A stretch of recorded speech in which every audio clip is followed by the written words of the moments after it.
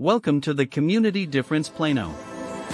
Powered by the Difference Media LLC. And hosted by Nathan Smith with Enfuego Financial. And sponsored by Home Smart Stars. PBJ Mortgage. Gaston Investments. And by Jim Thomas, Business Consulting and Funding. The Community Difference Plano was created to serve as a platform for local leaders and business professionals to showcase their expertise, values, and commitment to their community.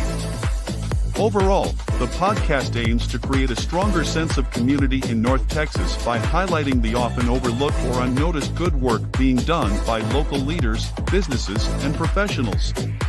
So sit back and relax as our host, co-host, and their guests share inspirational stories, experiences, thoughts and insights about being a professional, along with the opportunities for our businesses to serve our communities in very special ways. Because the Community Difference Plano starts now. Good morning. Welcome to the Community Difference Plano. I am your host, Nathan Smith. I am excited for our show today. We've got a great show in store. Hope everybody had a great week. We were off, of course, 1 week for the fifth Wednesday. We did not have the show last week, so we couldn't be more excited to get back with you. We've got a fantastic show today. Of course, the difference in all of our communities exists to just that, to make the difference for our small businesses, to understand, why is it that certain businesses succeed and others don't, right? And it really comes down to they're not seen, they're not heard, they're not remembered. Well, what is that? Well, we want to bring that relevance. We want to bring that the ability to help grow your business, develop your business, utilizing a large part of the medium of podcasting to be seen, be heard, and be remembered, but also all the other aspects, from networking to brand management to really just ways and strategies to stay top of mind. And so as we utilize these shows to not only introduce you to some phenomenal business leaders in the community, community leaders, nonprofits, just people that are making the difference in the community, bringing the right people to our listeners is really key. And so if you want to know more about what we're doing, obviously you can comment, you can share our show, or you can go to our Community Difference Plano Facebook page to get more information there. And so without further ado, I'm going to jump right in. I want to bring in our amazing co-host today. Joining us is Jim Thomas. Jim, good morning to you, sir. How it's been a couple of weeks. It has been a couple of weeks. Good to be back. Good to be here. Fantastic. When the going gets tough, the smart get help. I think that's one of your biggest sayings. I mean, people need to learn how to ask for the things that they want, right? They need to first, and we talk about this all the time, but one of the things you always ask people is, are you ready to make a change? Because you can't do anything without that, right? You've got to be ready. I mean, it's got to be, sometimes people want it, but you actually have to want it. And, we could kind of follow that up with, hey, if you don't know where you're going, ask someone who's been there. 100%.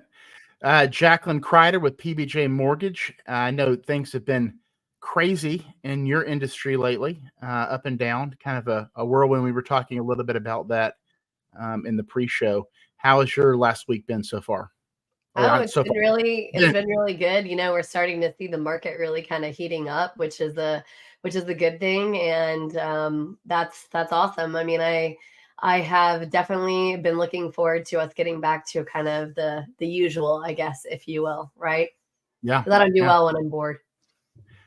Well, what you described to me of your schedule, things you've been doing, it doesn't sound like you have time to be bored. So that's probably a good thing. Yeah, I mean, I never really have time to be bored, but yes, I mean, I'm just saying, like, I love to, get an opportunity to really be helping the clients and getting them into whatever it is, whether it be downgrading, upgrading, or getting into a first home.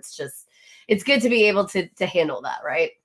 100%. And also today, a guest co-hosting. He hosts the Community Difference Frisco, and he's coming on over about just to get to know our community a little bit, but also to speak with our guest today, Brian Poduska with Real Property Management Focus, and really a pioneer. He was a day oneer of the Difference Media LLC way back when we were meeting in an actual studio before COVID, and he's a trooper. He's been here for a long time. Brian, how are you doing? I am doing fantastic. Great to see everybody today. Great to invade from the next door neighbor of Frisco. Always happy to see you guys, and always happy to be part of the difference. Well, as Frisco and Plano continue to grow, maybe we can be the Twin Cities of the South. Maybe that's something that can be, because they're so much. Both cities have so much to offer. Shout out to Brenda. Brenda Thompson's another one of our co-hosts. She's on the third Wednesday. Glad you're watching this morning. Brian, what else you got going? Anything exciting? It's just one of those weeks trying to play catch up. This is the slower time of year as far as moves go and things like that. So the real estate world is a little calmer right now, which just allows us to get into more of our strategic things, getting some processes in place. So that's what I've been hammering on the last month or so. Well, that sounds exciting. What's coming up, I'm going to ask you guys a question about the Super Bowl here real quick. But first, before we do that, I want to bring on our honored guest this morning, Mayor John B Muns, 40th Mayor of Plano as of 2021.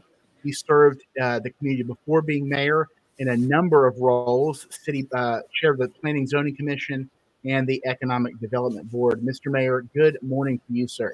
Good morning.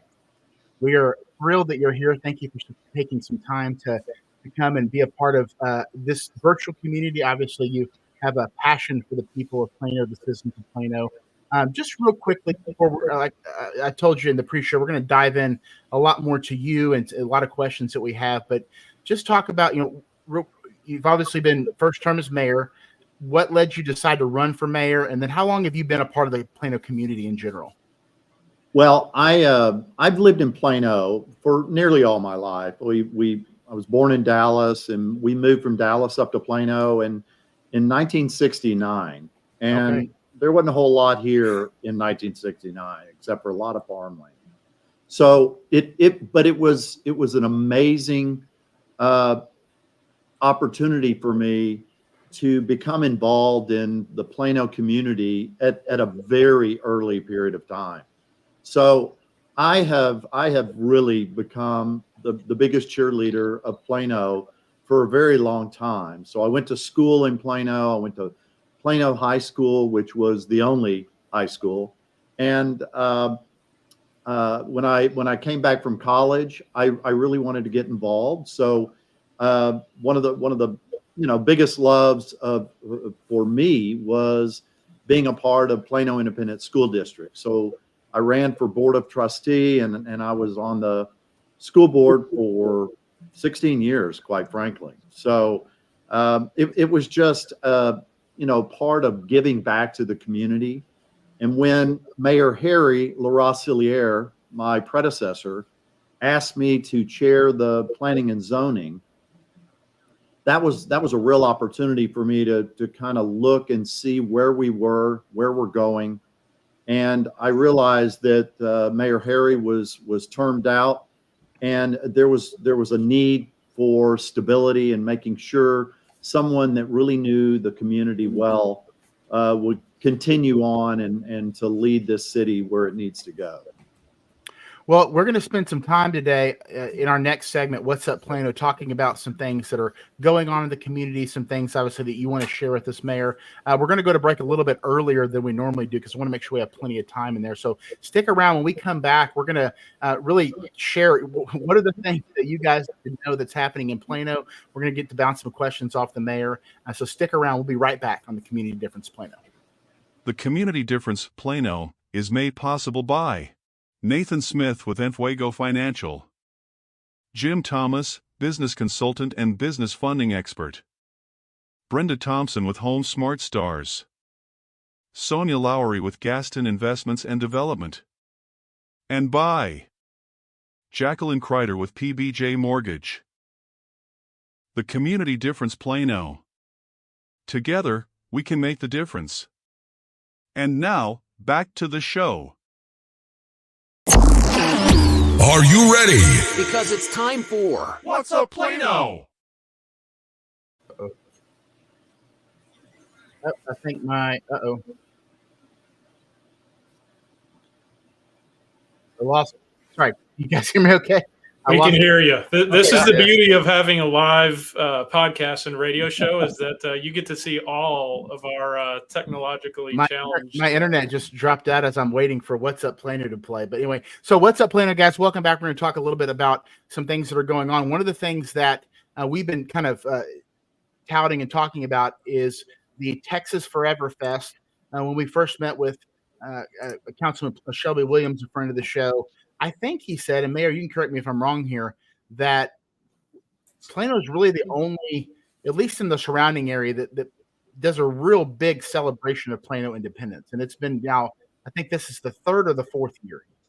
Yeah, you may be right. I obviously haven't researched that part of it, but that's what he says. So I'm gonna go with it. Okay. Sounds good for Plano. I think Councilmember Williams would know, but this is a great opportunity for us. We tend to really celebrate a lot of opportunities in downtown Plano, and it's almost like if you announce it or if you build it, they will come, and it turns out to be a great event every year, and so we're really excited about it coming up this spring. If you haven't been, I got to go out there last year, and it's just a cool, all kinds of different vendors and live music and artists, and it's just a really great time. Hager Park, right out there in downtown, by the fountain, right by the DART station. So a beautiful park, beautiful place, plenty of shade, which is nice. I love the Plano Balloon Festival. Not as much shade there. And this one's in March, so it's a lot cooler, which is really nice. But if you want to be a vendor, you can actually go to the Plano website, plano.gov, search Texas Forever Fest. The Friday is the deadline to be a vendor, whether it's as a booth or a food truck, whatever that looks like. And if you have any questions, there's contact information there as well. But I want to turn over to you, Mr. Mayor, and obviously anybody can jump in here. Just some things that you guys, as you're working in all the areas that impact the citizens of Plano and the growth of Plano, what are some things that are going on right now that you think, man, this is really important for our citizens to be aware of or to know? Well, I think a lot of where we're at today in Plano is not only do we have some amazing greenfield or new development going on right now, but we also have redevelopment. I was talking about that earlier in the pre-show, is that Plano's growth occurred probably 20 or 30 years before what we're seeing north of us in Frisco and Prosper and Salina. And so we not only have real opportunities in both areas, but we have a real commitment to our infrastructure, the things that have been either underground or on the ground for 40 to 60 years. And we have a real commitment to continue to make sure our infrastructure is sound for the next 30 to 50 years. And so you see a lot of construction, you see a lot of orange cones, and we are intentional about that, because it's really important that we shore up not only our main arterial roads, but even our neighborhood roads and alleys. And one of the things that people don't realize is that, and this will occur in the neighbors to our north, is a lot of the big developments in our neighborhoods that have the perimeter brick walls all around them, and the developer put all this in, but the developer's gone. And so when we talk about these needs, the perimeter walls or sidewalks or alleys, these are now on the City of Plano to make sure they're in good condition. And so those are also big responsibilities for us to make sure that Plano residents have a very good infrastructure and in good condition in their neighborhoods. And so it's really important to us.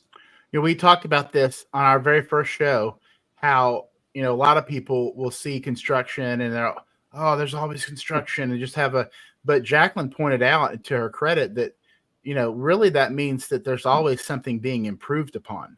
Yeah. And you guys have probably been to cities and or states, which we won't mention, that you're like, have they ever worked on the roads? Well, I was going to say Plano was huge in the beginning, and you can correct me if I'm wrong, Mayor, but about forcing some of the developers to at least like expand some of the roads and like really make it a better infrastructure than what a lot of cities have done, which is like they just let people come in and then it's so congested you can't really move, right? Which is a problem. Yeah, and I will go back real quick just to our forefathers that really were amazing at planning this city when, as we were laughing about, all it was farmland, and how they were able to create not only a good system of traffic throughout all of Plano, but to make sure all the roads were wide. And even the developments of the schools and libraries and other areas, we always included parks. And so we added parks. And so we have 90 parks in Plano. And we continue to get awards for that. And it's really more, no, we don't have a beach, and no, we don't have a mountain, but we do have accessibility. And because of that, everyone has access really close by to parks. Well, I made the comment, you, and I don't know, Mayor, if you agree, but like the bike trails make a huge difference with those parks, right? Because they connect them all. So if you wanted to go to one park and then hop on your bike and go, take the trails for a while and then go to a different park, it's very easy to access all of that, which is what was so great about growing up in Plano, is that you could easily access all of those kind of things. And not only that, I totally agree with you. Not only that, but we have somewhere around 100 miles of trails. And now we are working with the city of Allen and the city of Dallas on connecting us to them and making sure those trails, and Frisco as well, to make sure those trails are, all that connectivity is available for everybody in this North Texas area. Well, speaking of connectivity, one of the things that I know you guys are working on when Councilman Williams, the DART projects, and this is not just Plano. Obviously, DART is a North Texas project, but it's kind of operating off of I think 1983 is when DART came around, somewhere in there, that infrastructure. So I know we're building a silver line through Plano, which I think is going to go straight to DFW, which is way faster than going all the way through downtown. I've done that. It's terrible. So obviously we're very excited about that. But I know there were some meetings and things with that the community could be involved in. Just give us an update on Plano's place, I guess, in that project that's going to affect really all of North Texas in a lot of ways. Yeah, we're really excited about the Silver Line, which is we'll have two stations that the Silver Line and the Red Line will be used at. The Shiloh Road will be at the end of the line, which is about as east as you can go. There'll be one more station before it kind of goes into Richardson, UTD, on into Addison, and then out to Irving and the airport. We're real hopeful that this has a real opportunity that a lot of our residents will use this access, and so what we're hoping to find out is, at these stations where they exist, what would you like to see there? What amenities, what resources would you like to see at these stations to make sure that not only is it, have the amenities you're looking for, but it's safe and secure, and that it's a real opportunity for our residents to use it and really take advantage of the access. So that's what we're really hoping to do in some of these town halls. Well, I know Brian had a question in just a moment, but we had a comment from one of our other Frisco co-hosts on Facebook. Just kind of a general question for you. You've lived in Plano most of your life. What is it? Probably hard to ask you one thing, but if you had to give us one thing about Plano that you just, man, I love this about our city, what would you say that was? Well, and I mentioned it earlier, and there's a couple of things, but one of them that I think we just take for granted is the parks that we have in Plano, and that we've really made room for the development as we went along to make sure that All the schools had parks next to them. The libraries had parks next to them. And then we have an Oak Point Park, and I know Frisco's got the Hall Park coming, and it's going to be amazing. But our Oak Point Park, which is a nature preserve, is actually larger than Central Park in New York City. So we definitely have that green space that a lot of people always are asking about, and yet we've been providing that for the last 40 and 50 years. The other area that I would say is what is it that these corporate relocations like about Plano? And we get this almost to a T, is that first of all, it's a safe and secure community. Second of all, the education is good, and that's important to those that have come from all over the world, which we obviously have some major international companies here in Plano. And the third is workforce development and the workforce availability in this North Texas area is really fruitful. And that really those three areas seem to be a consistent reason why we're seeing a lot of companies move to North Texas.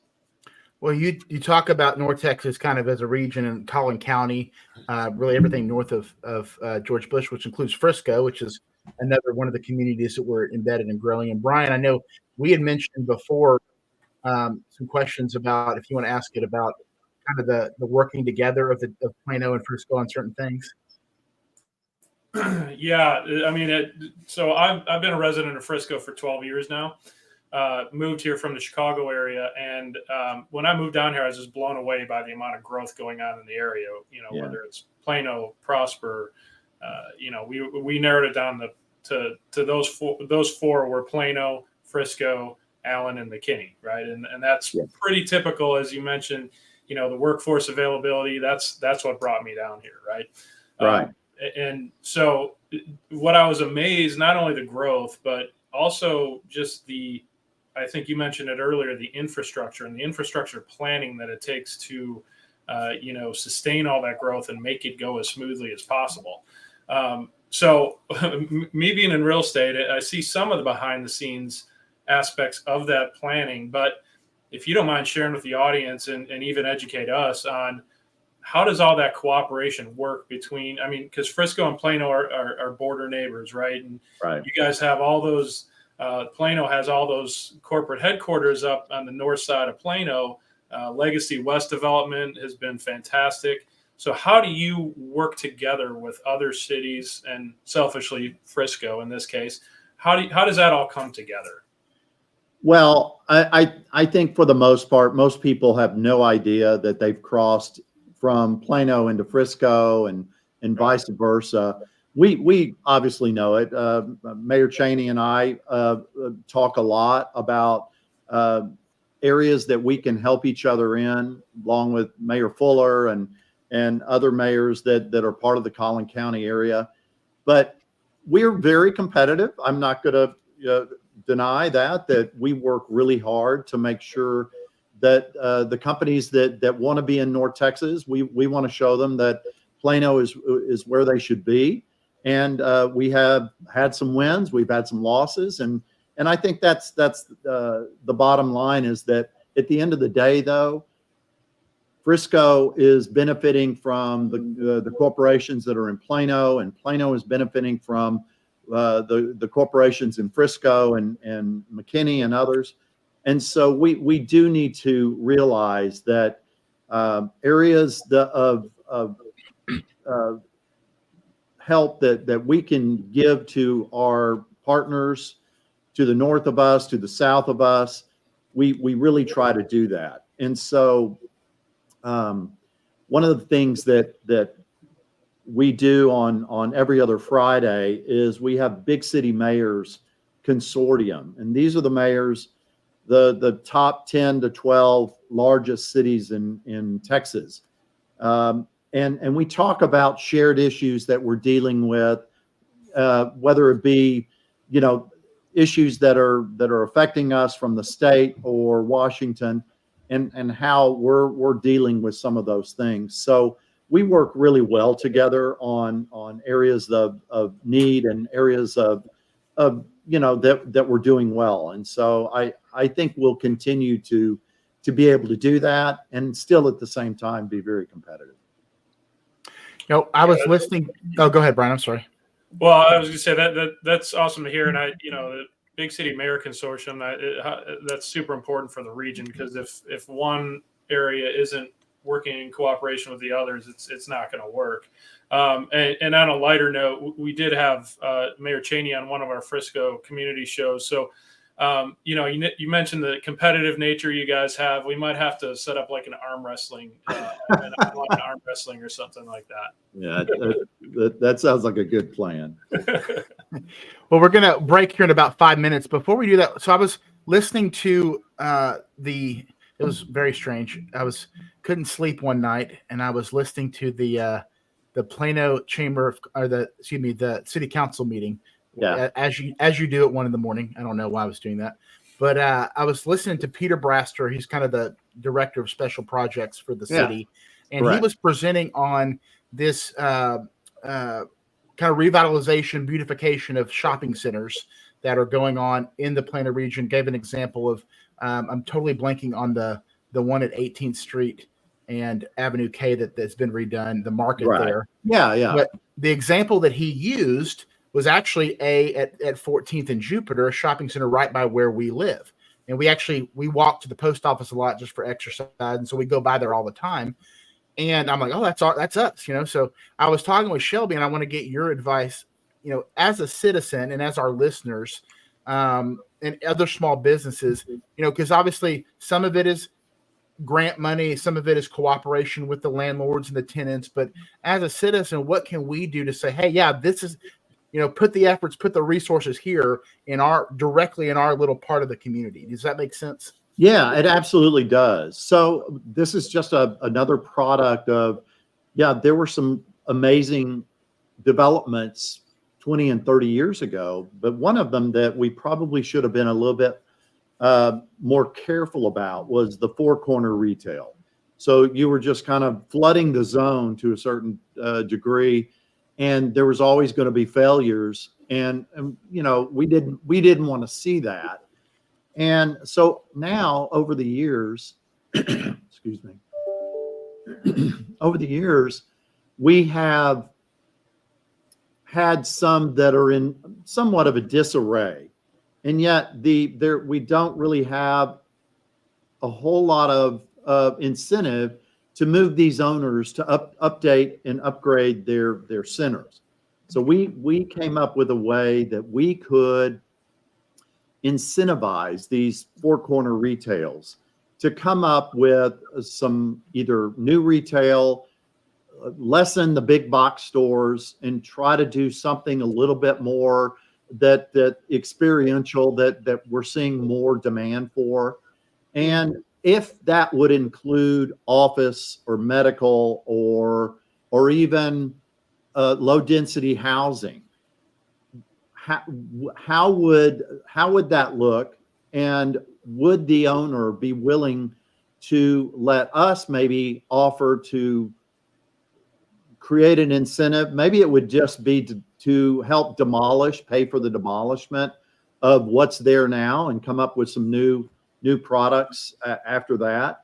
So we have a range of items in the toolbox that we want to offer to some of these retail outlets that have been really not been taken care of over the last 10 to 15 years, and see if we can help them update and upgrade those centers.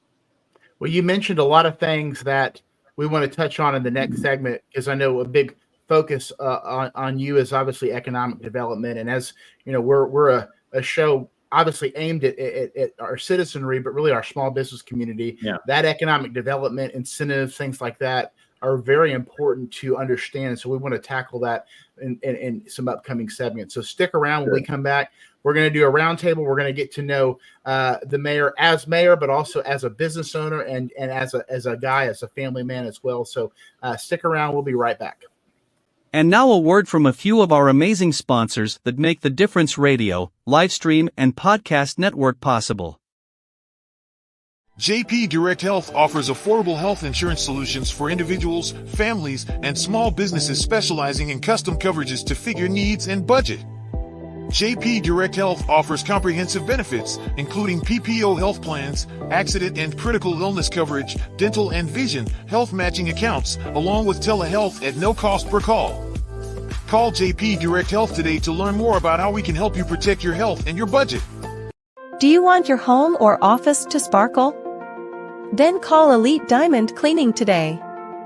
From basic cleaning to deep cleaning, and using only the highest quality cleaning products and equipment, your satisfaction is guaranteed.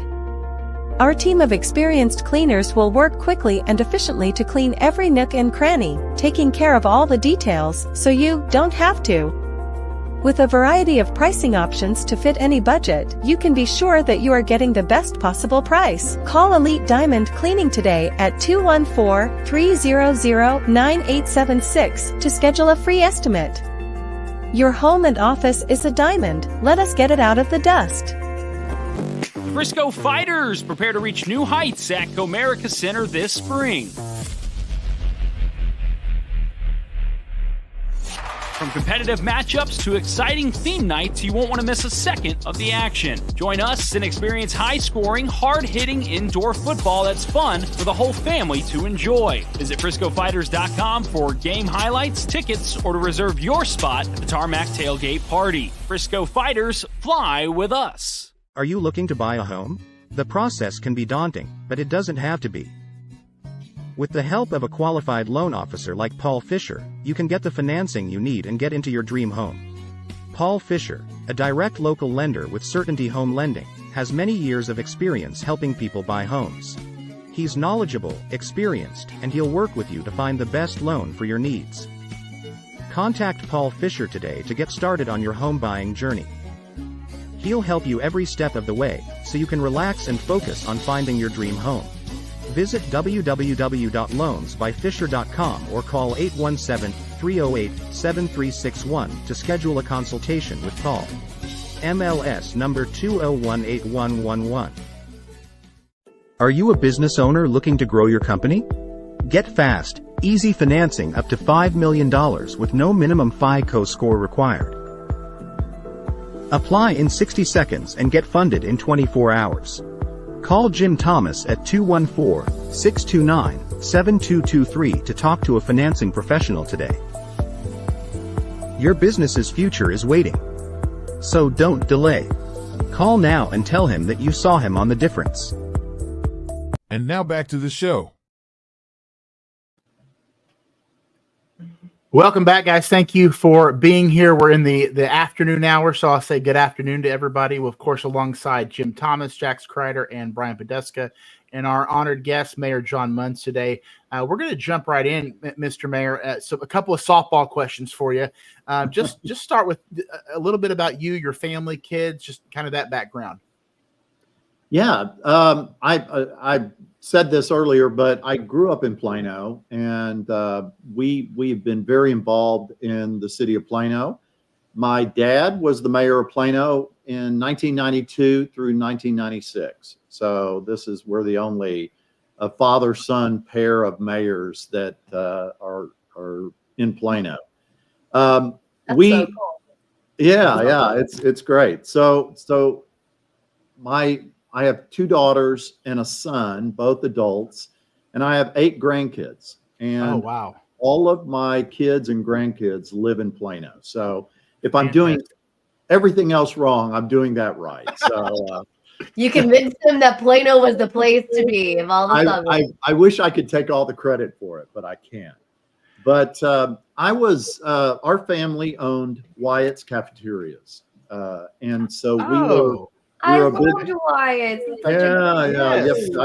Now I know whether or not you're in your 20s or 30s, because you would have no idea what that was. But Wyatt's was way back in 1931 was a grocery store chain. It became kind of in the war period of time when we had all the weapons plants in the mid-cities areas, it became, we realized we were selling more lunch and buffet food than we were groceries. And so we became this cafeteria chain that I worked for about 12 years. And so we sold the company in 1988.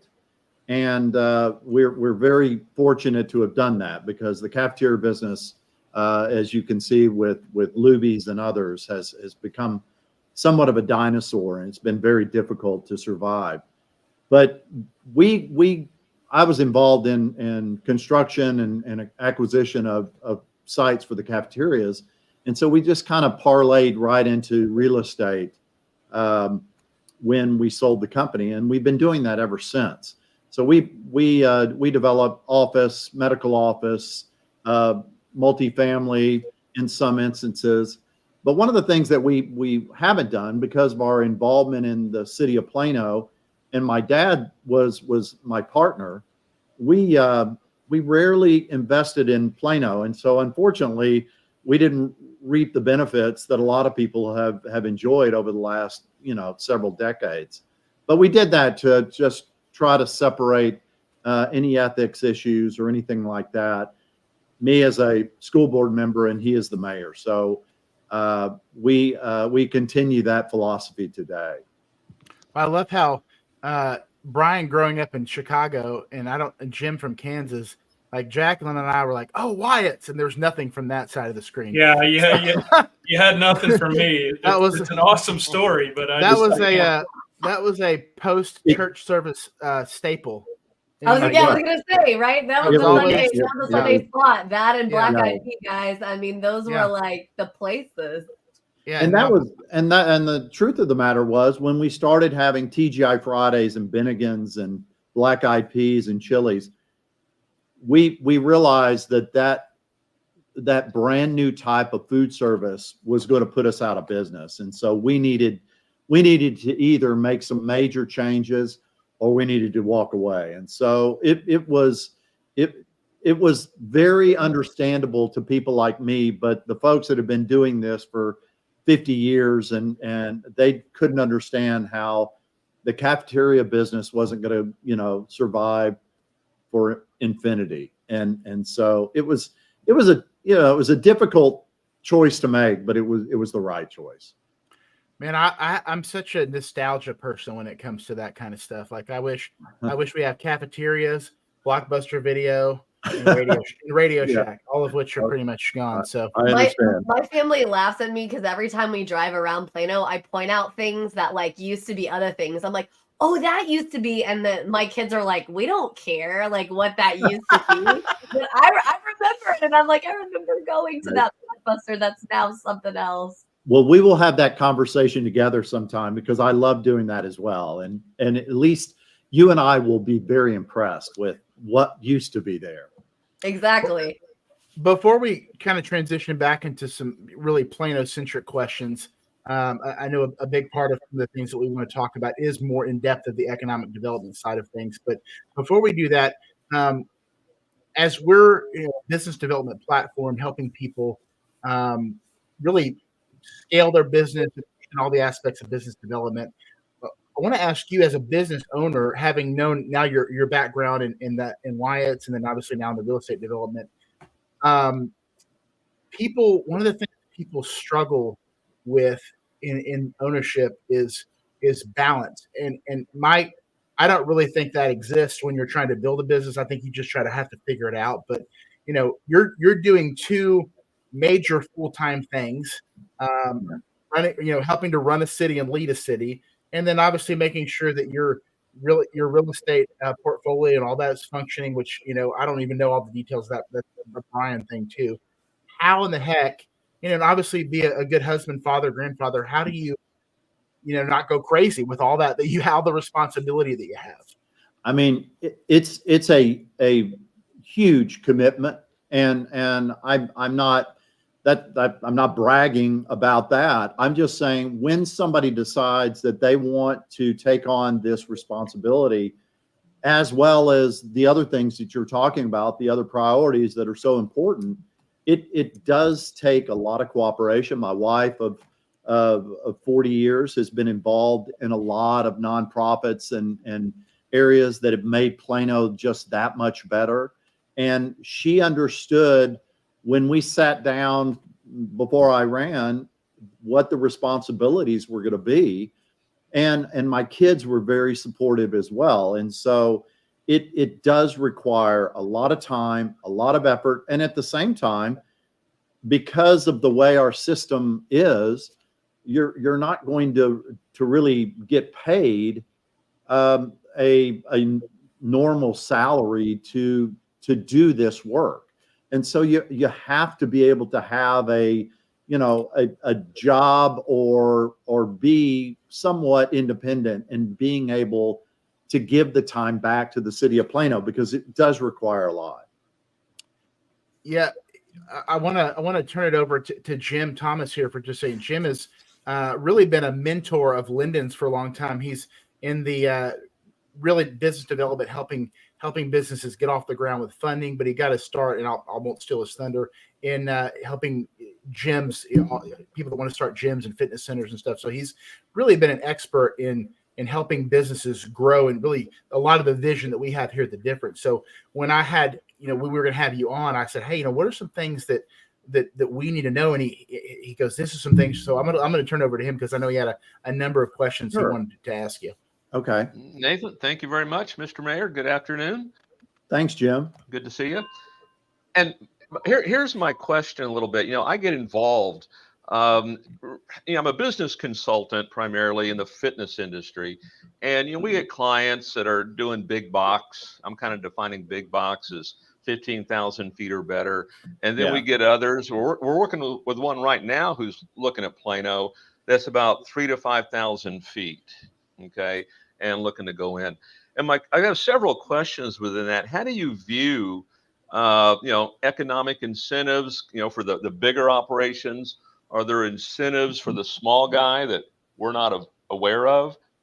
And do you have interaction with landlords and brokers and existing businesses? Maybe an existing business has been there for a while, it's not working out, they'd like to exit gracefully, they're careful how they get the word out. Are these things that the city knows about, that our clients can contact someone in the city to help enter that market? Yeah, that's a great question. Our economic development and our director, Doug McDonald, is doing a great job. And yes, we obviously have the big companies that we talk about incentives. And for many years, all we did was really look at paying for jobs and paying for a piece of the jobs that they were bringing to Plano. And I think what we realized, what we were missing out on, a lot of companies that really bring a significant tax base to Plano, and also those resources and amenities that we really desire. So just in the last couple of years, we've recreated our incentive package, not only for large companies, but for small businesses as well, that can bring, and it doesn't always have to be the number of jobs you're bringing. It really brings about what kind of impact you bring to the community, whether it be, a number of jobs or not. And so we've really kind of added so many incentives to our toolbox. We've even incentivized companies that will hire people from Plano when they start their business here in the city. And so we do have a much more broad spectrum of opportunities for large, medium, and small companies to come to Plano and to have some real incentive access to being able to get off the ground much easier with the help of the city of Plano. No, that's terrific. Now, do you work with or talk with or have dialogue with like existing businesses that maybe it's time for them to exit for whatever reason. Could be economic, could be a lot of things. And whereas we have a client that's coming in and maybe no one really knows about this, but the city's had some communication with them. Are there things like that that are out there? Absolutely. I think one of the areas that comes to mind is we have had just a few where they were in that legacy business area that had these kind of large corporate campuses that really had no community or really had no amenities around them. It was just this corporate campus that people said, my employees have to get in a car and drive over to Shops of Legacy or Legacy West. They're really, we would like to be able to lease this space, but we would really like some amenities. So we have looked at PepsiCo, Dr. Pepper, SMU that had these large corporate campuses. And we have gone in with the broker and said, hey, what if we put in coffee shops or restaurants or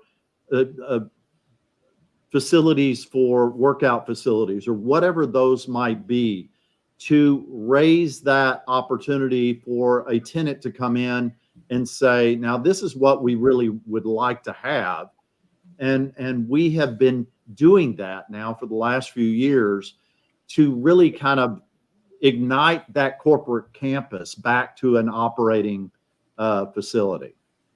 No, that's terrific. And if I may ask one final question, a little bit off topic, if you don't mind. I have a son who's 17 years old, and he wants to get in government, and he has high aspirations. From where you sit, what advice would you give somebody like that?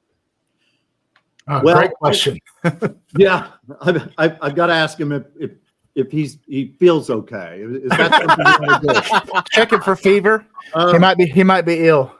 I think that's a fair question, by the way. No, I'm just kidding. But I think some of the real opportunities, at least in my view, you can go to work in Washington, or you can go to work in Austin, or any state capital. But I feel like the kids that really want to intern and work for either a state legislator, a senator, or a state representative, I think those are really good opportunities, probably more so than Washington in that same field, because I'm going to say at the local level, you're going to see us get more done more often. We're going to make decisions, and we're going to move forward so much faster than what you see at the state and federal level. But at the state level, I do think there's some real opportunities to work with a legislator in Austin and to see how the process works. And then, at that point, decide what direction you want to go in, whether you want to go into consulting or whether you want to actually be an elected official. And so I think in my mind, that would be the best path to go through. But if you really want to be a part of just getting things done for your community, the local level is really the best place to be. We've talked about that a lot when we've had Shelby on the show, Councilman Williams, just because he is loves Shelby to death. He's such a great guy. Yeah. And but just talking about how we get involved, and the more the city level of leadership and governance has more of a direct effect on the individual than Washington. And we spend most of our time, perusing the news and our Facebook and stuff. It obviously matters. It's very important, but nobody, there's people in Plano that don't know who the mayor of Plano is, and they don't know who our. There's a lot. I mean, we can tell that by how many people come out and vote in these elections, and it should be, it should be at least the national average for the net, but it's not, and we don't think about that because we get. Correct. I think a lot of people use politics to get riled up and not to realize this is my constitutional opportunity to affect my life and the citizenry around me and our community.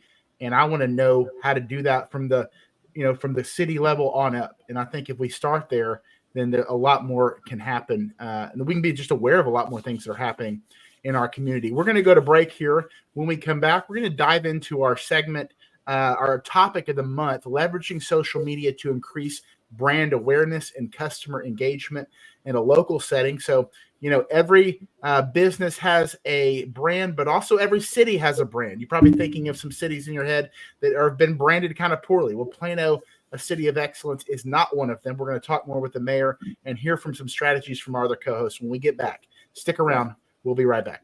The Community Difference Plano is made possible by Nathan Smith with Enfuego Financial, Jim Thomas, business consultant and business funding expert, Brenda Thompson with Home Smart Stars, Sonia Lowry with Gaston Investments and Development, and by Jacqueline Crider with PBJ Mortgage.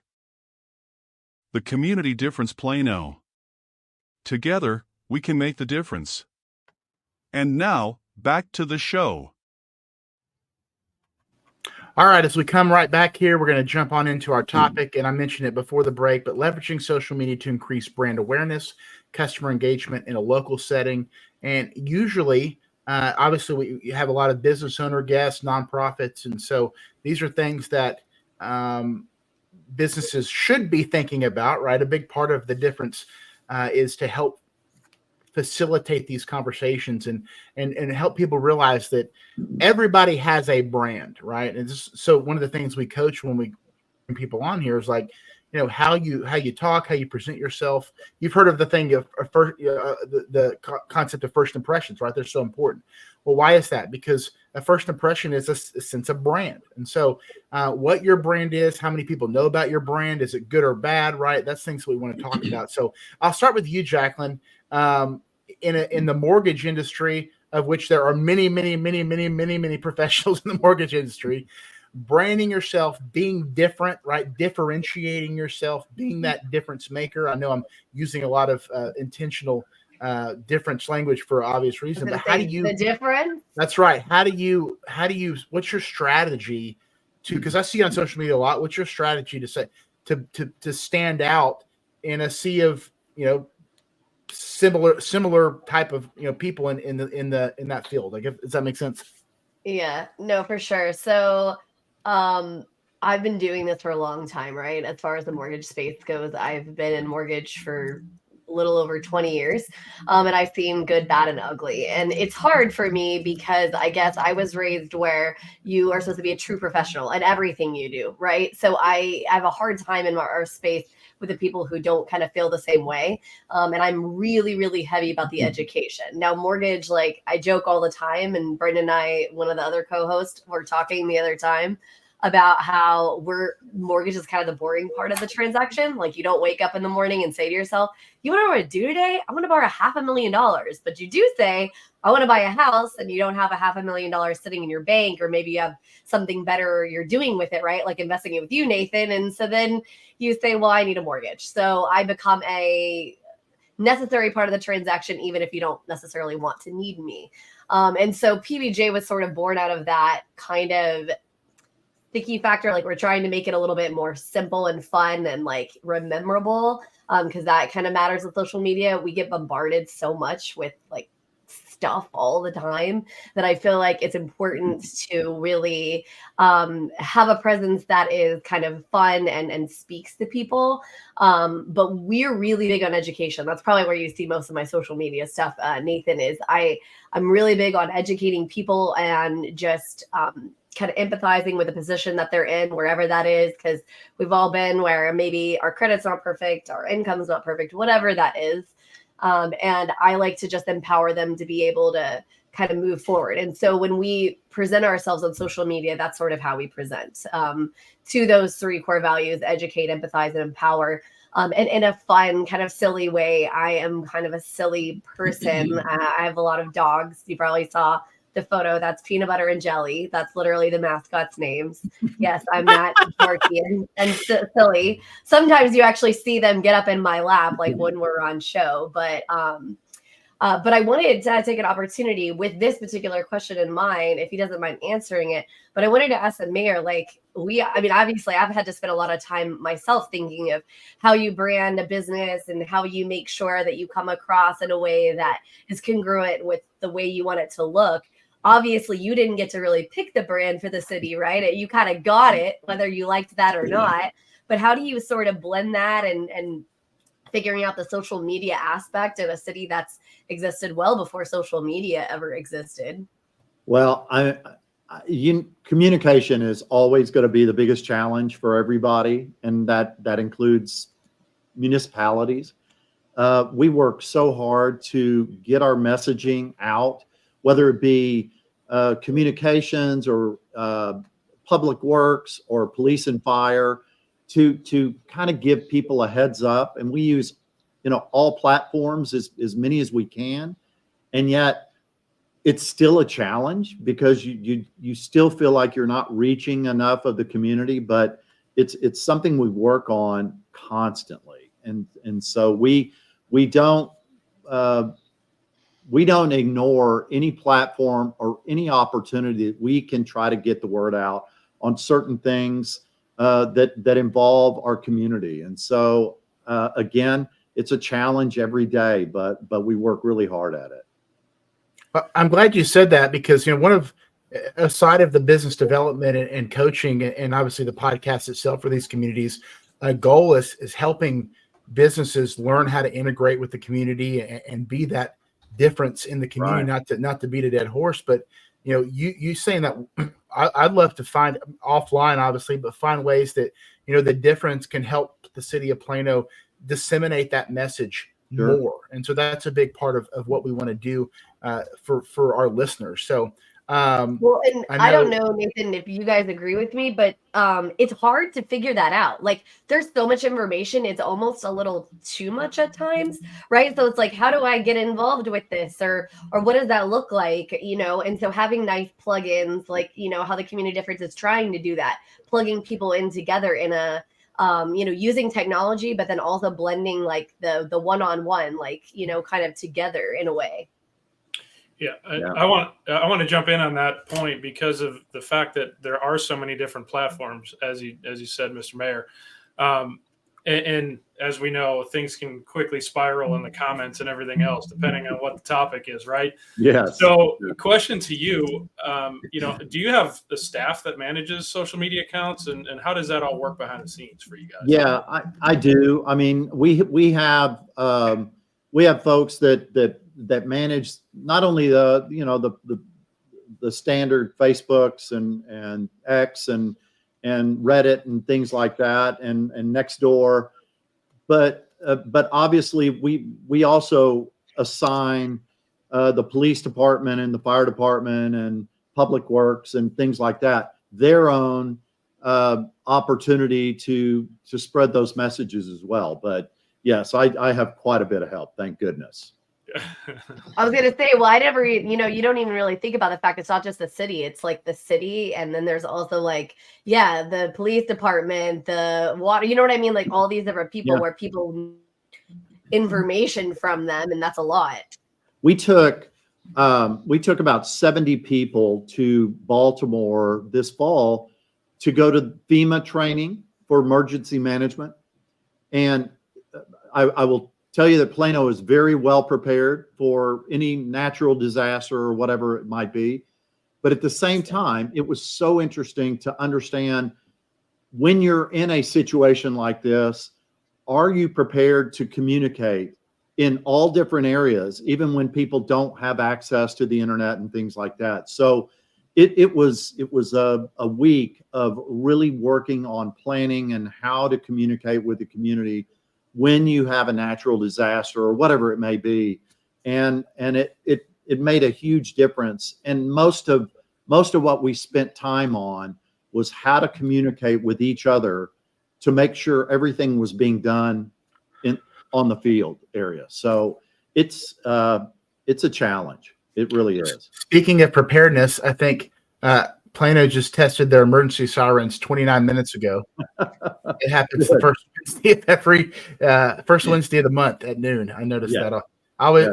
It's funny because I'll hear it. And I'm like, wait, it's sunny. What's going on? Like, oh yeah, it's the test. Okay.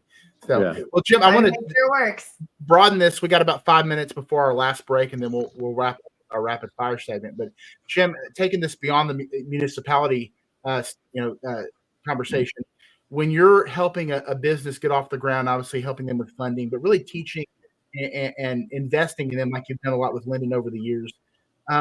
Branding is obviously very important. I see your social media, just simple things you post, consistency.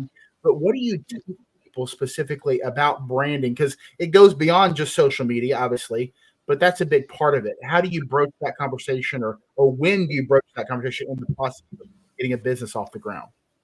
Yeah, and there's really two components to this, and I'll give you an example. We've got a client right now that they're in desperate times, and we're not even looking at branding. It's everything we do, and I have my little phrase for it. Everything we do, we want the phone to ring, the door to swing, the email to ding, and the text to ping.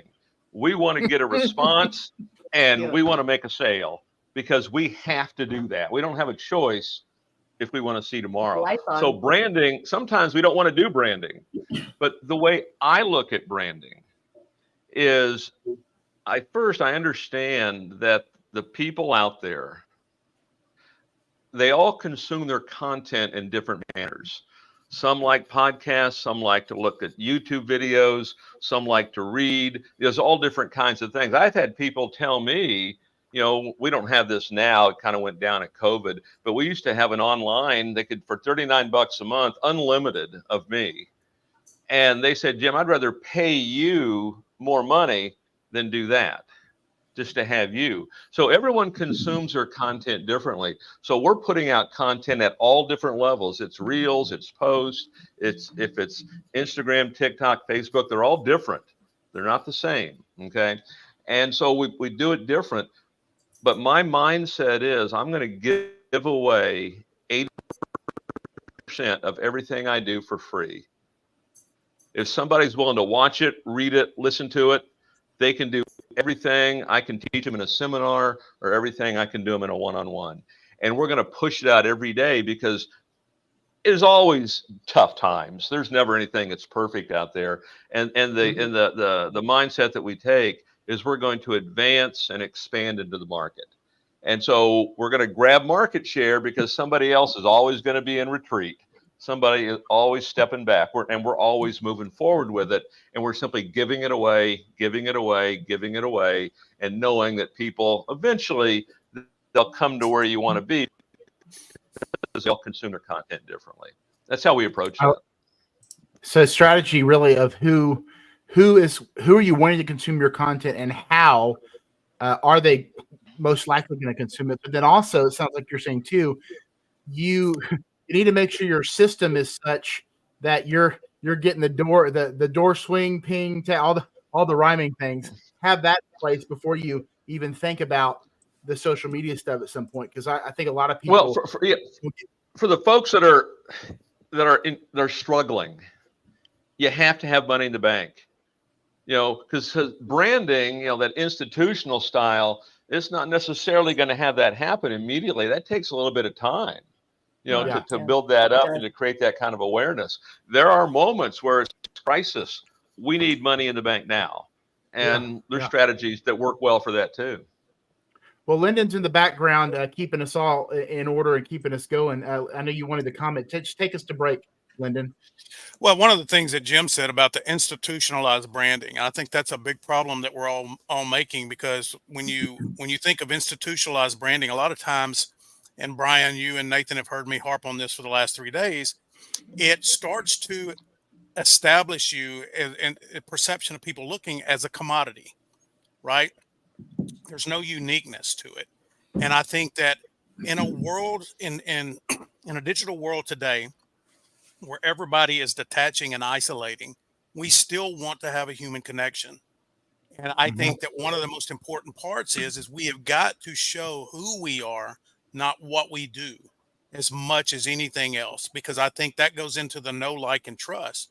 And I think that, as Jim was talking about, when you get in that desperate mode, it's all hands on deck getting the next sale. But you've got to think, before you get the desperation mode, how am I connecting with my own community? If you're not connecting with your community, you're going to find yourself in desperation mode at some point in time. You really are.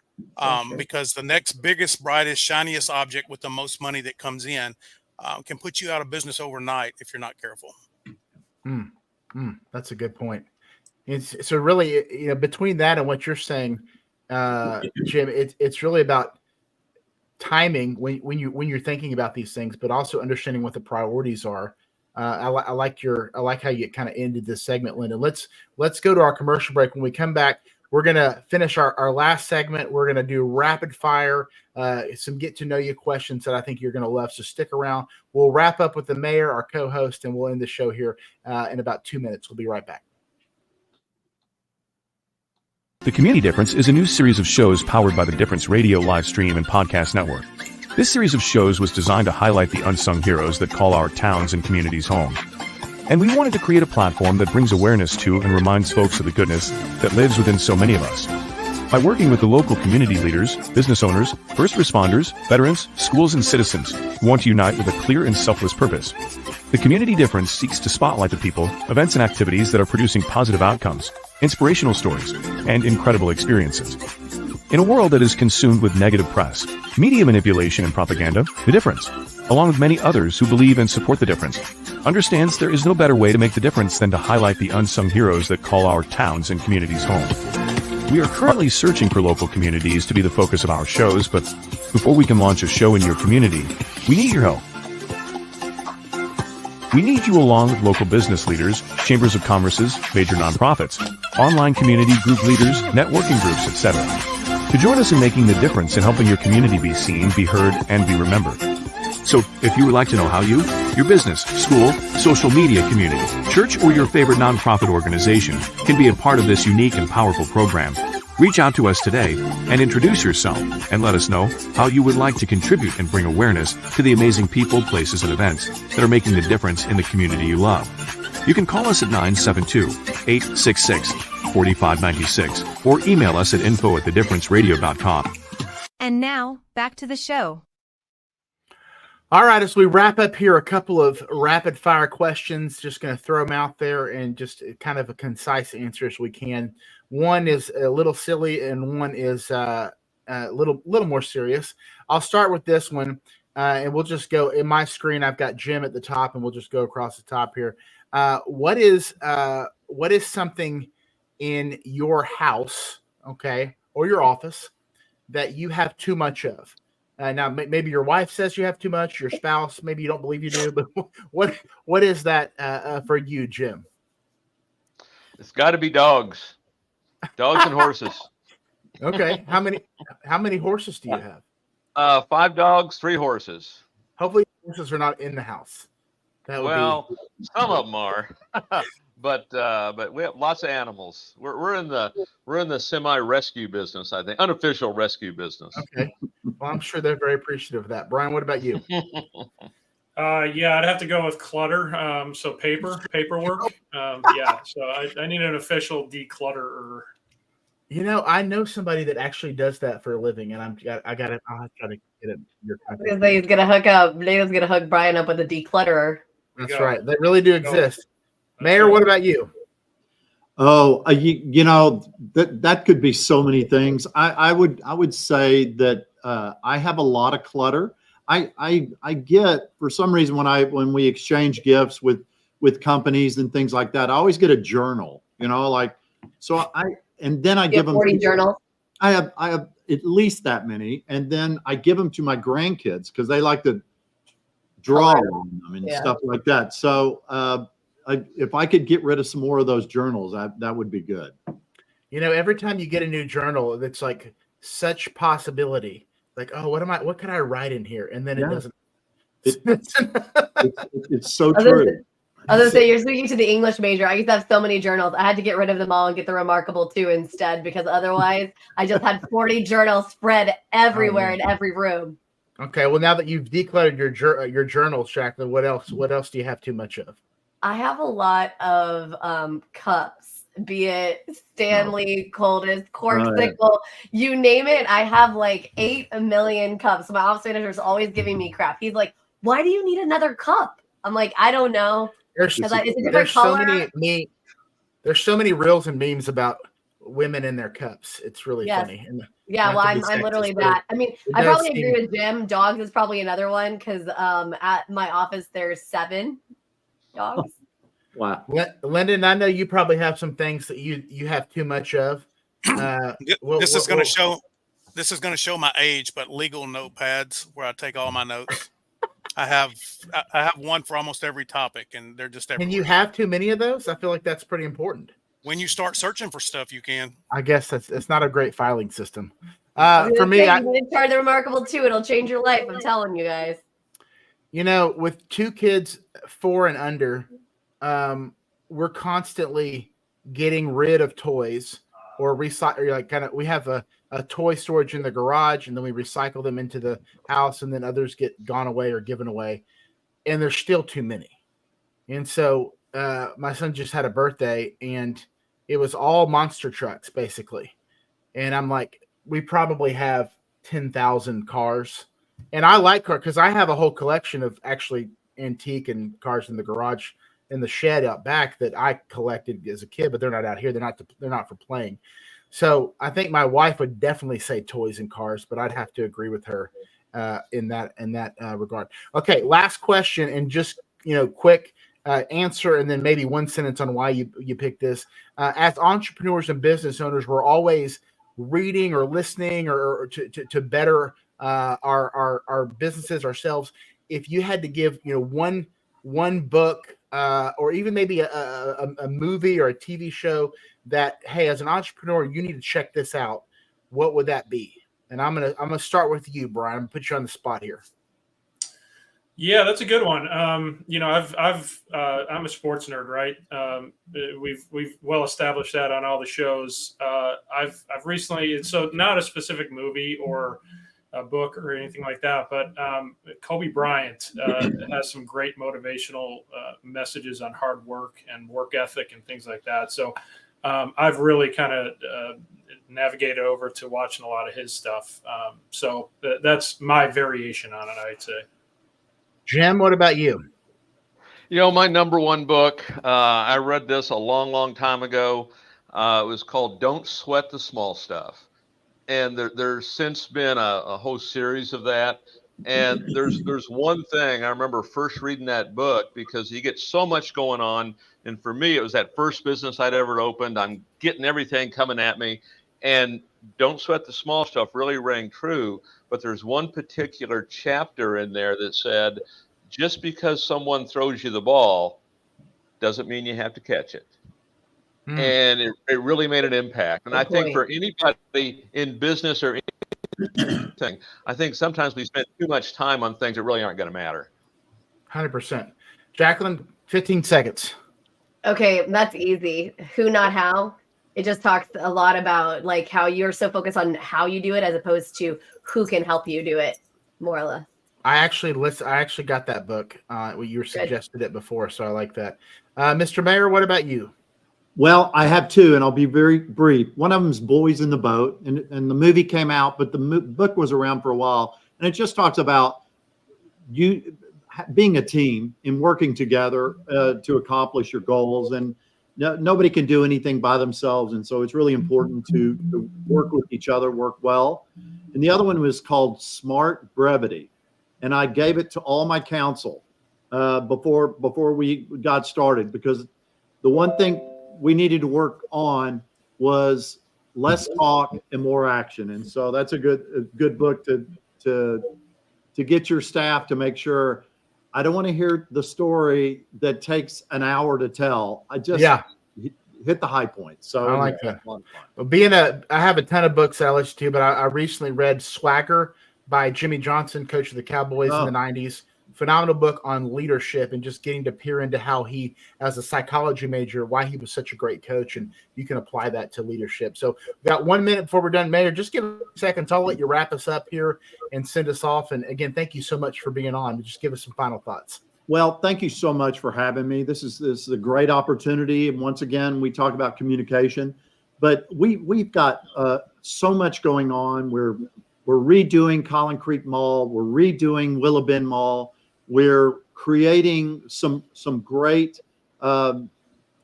almanac space at the Haggard Farm over in West Plano, and we're redoing the EDS campus into science and medicine and areas like that just adds one more business diversity in our portfolio.